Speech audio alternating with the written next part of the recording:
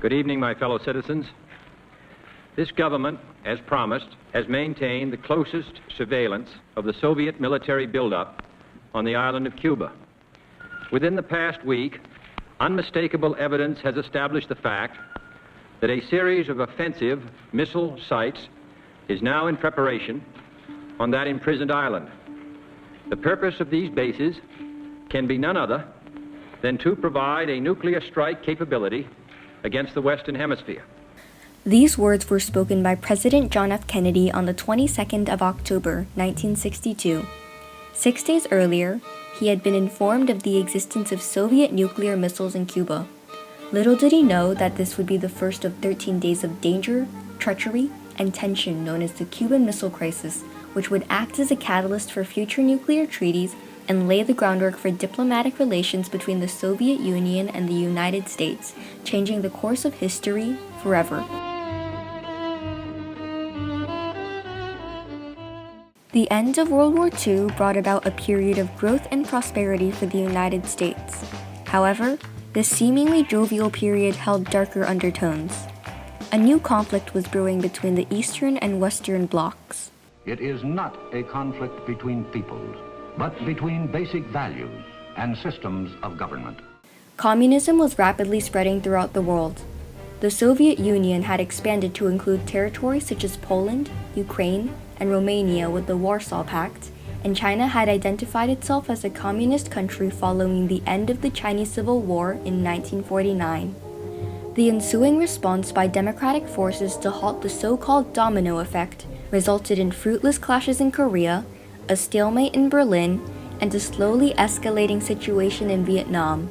Additionally, a revolution led by Fidel Castro had taken place in Cuba, establishing communist footholds in the previously untouched Latin America. The mounting tension was mirrored by an arms race between the Soviet Union and the United States. Determined to demonstrate their superiority, both forces designed and stockpiled increasingly powerful nuclear weapons, including Jupiter missiles, which were placed directly on the border of the Soviet Union in Turkey and Italy by the United States.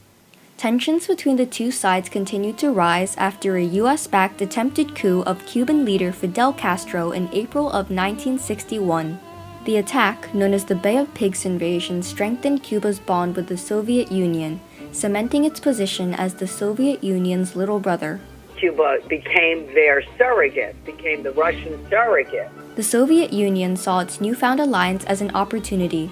If they armed Cuba with nuclear missiles, the weapons would deter any future invasions while simultaneously asserting the dominance of communist forces across the globe. In mid-July 1962, a group of nuclear missiles were loaded onto a cargo ship bound for Cuba, where they would be discovered just 3 months later by an American U-2 reconnaissance flight. On October 14, 1962, the first photographic evidence of Soviet missiles in Cuba emerged. 2 days later, after further analysis, the news was delivered to President Kennedy. The 13 days of the Cuban Missile Crisis had begun. Later that day, Kennedy met with a group of his advisors he titled XCOM. The group was to map out the situation and attempt to resolve the crisis. 2 solutions were proposed by XCOM.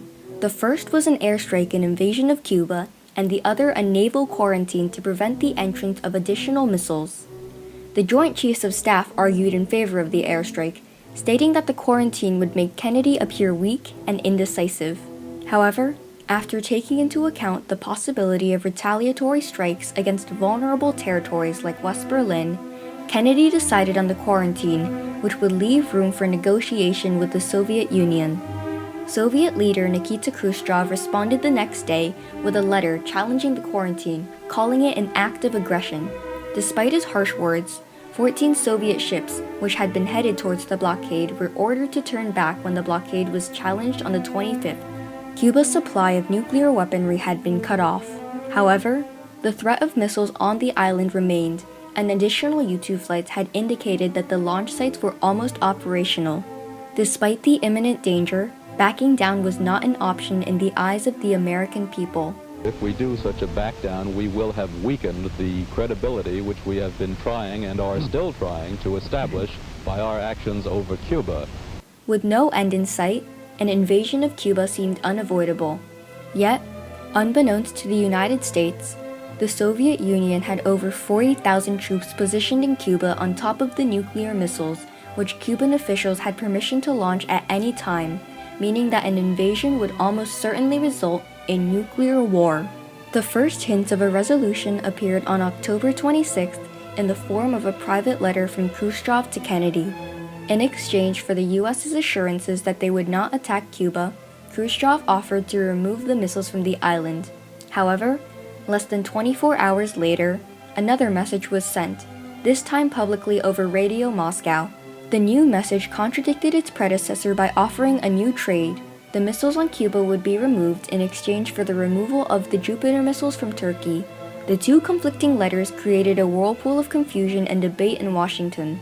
While accepting the second offer made the most sense for national security, international opinion of the United States would plummet. It would already be clear that we were trying to sell our allies for our interests. That would be the view in all of NATO. Eventually, a new plan emerged. Kennedy would ignore the second letter and publicly agree to the conditions of the first. As far as the country would know, the Turkey missiles were unrelated to the crisis. Behind closed doors, however, a deal was made between Attorney General Robert Kennedy and Soviet diplomat Anatoly Dobrynin. The Jupiter missiles would be taken out as soon as possible, but their removal would be kept confidential. After receiving Kennedy's response and secret promise, Khrushchev immediately accepted, broadcasting his message over Radio Moscow on the 28th. The crisis was over, and nuclear war had been avoided. Following the crisis came a series of tricky negotiations between Soviet diplomat Anastas Mikoyan and Castro to remove the missiles from Cuba. Castro and other communist leaders were unhappy with Khrushchev's actions during the crisis. His reputation within the leadership was undermined, maybe not even so much by accepting the offer that Kennedy made, but by the whole debacle. Similarly, the withdrawal of Jupiter missiles from Turkey in 1963 increased tensions between the United States and Turkey, a situation which was only amplified by President Lyndon Johnson's dismissive treatment of Turkey during the Cyprus crisis in 1964. Although the crisis damaged international opinion of both sides, it ended on a distinctly positive note. Though the concept of mutually assured destruction was not unfamiliar to the people, the Cuban Missile Crisis made it clear that the world was closer to nuclear war than it seemed. This realization spurred the implementation of many legislative reforms, starting with the Partial Nuclear Test Ban Treaty in 1963, which was followed by the Treaty on the Non-Proliferation of Nuclear Weapons, the Anti-Ballistic Missile Treaty, and conferences like SALT I and SALT II, where superpowers could gather and discuss the issue of nuclear missiles and arms control. Perhaps more importantly, the Cuban Missile Crisis marked a change in the mentality with which Soviets and Americans regarded each other. Despite the pressure placed on Khrushchev and Kennedy to take military action against the other side, both had agreed to make concessions because they believed it was the only way to prevent the impending nuclear war. I think they learned to trust each other. I think they realized, both of them, that the other side is not eager to push that button, and that they could negotiate and achieve some real substantive results. The Cuban Missile Crisis marked a dark time in the history of the world, bringing humanity closer to a nuclear war than it had ever been. Yet, despite all the tension, all the terror that it had sparked, the crisis had an unequivocally positive impact on the world. It brought awareness to the public, resulting in a new set of nuclear legislation and established greater trust between the US and Soviet Union. Most importantly, it taught the world that even when quarreling with one's worst enemy, reaching a mutual understanding is necessary, and that in order to ensure the continued survival of mankind, humanity must always strive for a peaceful way to resolve our conflicts. Our goal is not the victory of might, but the vindication of right. Not peace at the expense of freedom, but both peace and freedom here in this hemisphere, and we hope around the world. God willing, that goal will be achieved. Thank you and good night. First we got the bomb, and that was good, 'cause we love peace and motherhood. Then Russia got the bomb, but that's okay, 'cause the balance of power is maintained that way. Who's